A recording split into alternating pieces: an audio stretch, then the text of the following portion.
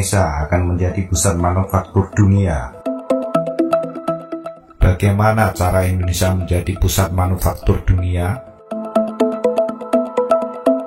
Indonesia kaya akan sumber daya alam dan salah satu komoditas penting untuk industri masa depan yang biasa disebut nikel. Nikel adalah satu elemen dasar yang semakin populer dan banyak diminati dan digunakan di industri modern. Nikel merupakan salah satu komponen terpenting dalam produksi baterai, terutama baterai yang digunakan untuk kendaraan listrik. Dunia telah berubah, kendaraan listrik perlahan tak pasti akan mengambil alih dan menggantikan kendaraan tradisional. Pada tahun 2030, bahkan diprediksi penjualan kendaraan listrik global akan mencapai 145 juta. Dan pada tahun 2040, penjualan kendaraan listrik akan mencapai 54% dari penjualan mobil baru. Sederhananya, mobil listrik akan menjadi masa depan seluruh industri otomotif dunia.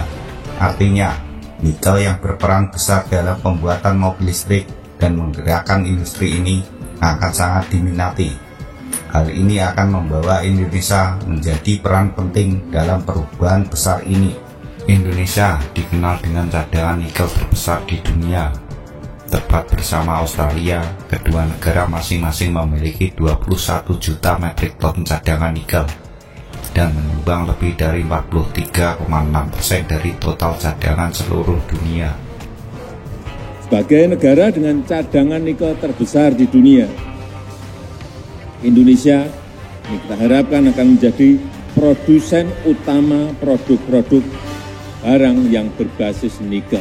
Indonesia melakukan segala cara untuk menangkap industri yang sedang berkembang ini.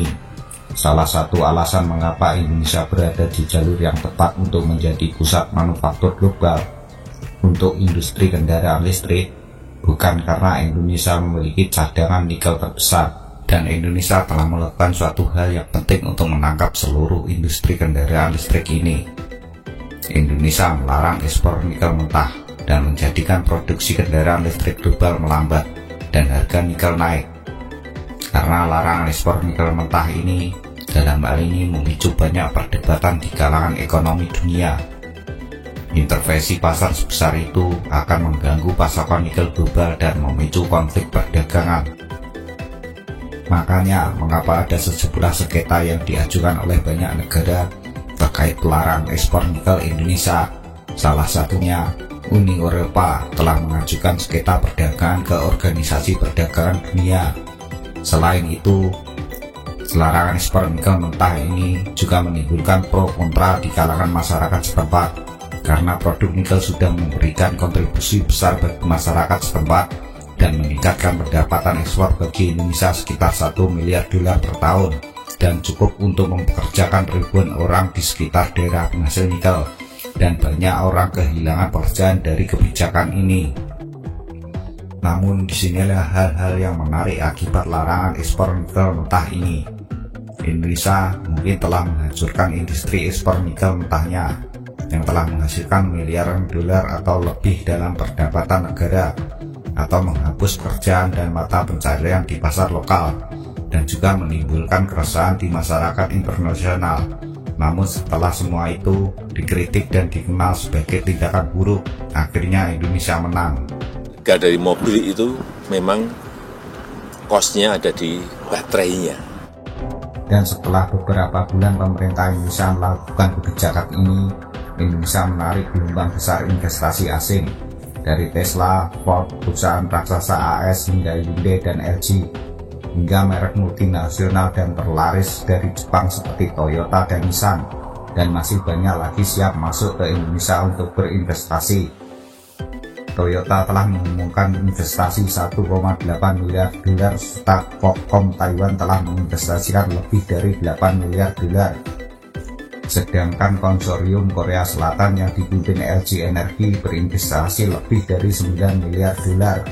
Investasi asing senilai miliaran dolar yang mengalir setiap bulan setelah kebijakan larangan ekspor nikel mentah jauh lebih berharga daripada seluruh industri ekspor mentah Indonesia.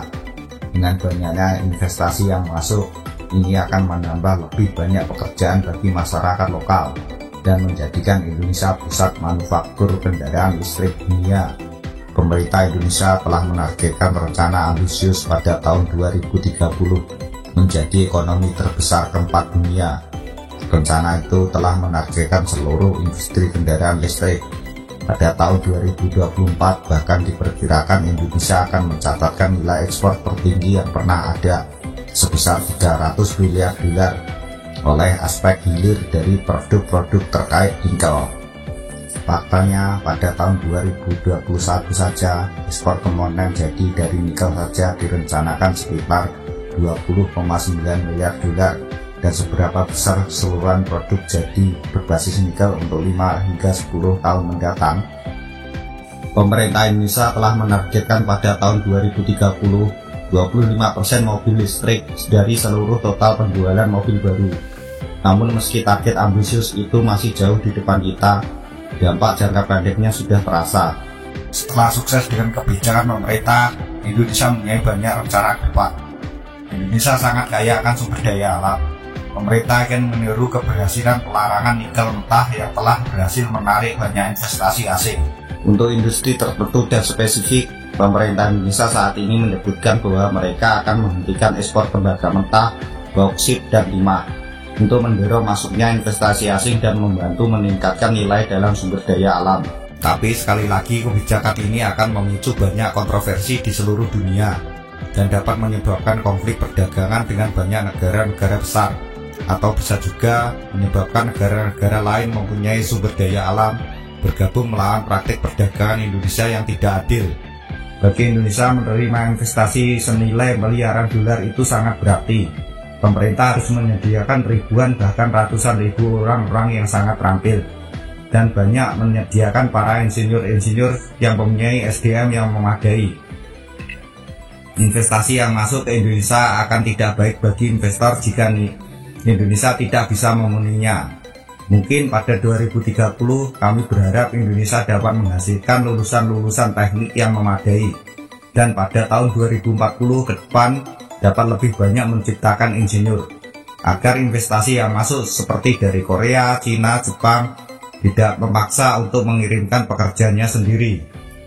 Namun itu hanya tantangan dari seluruh industri kendaraan listrik dan nikel, dan mungkin masih banyak peluang yang masih terlewatkan dalam hal ini.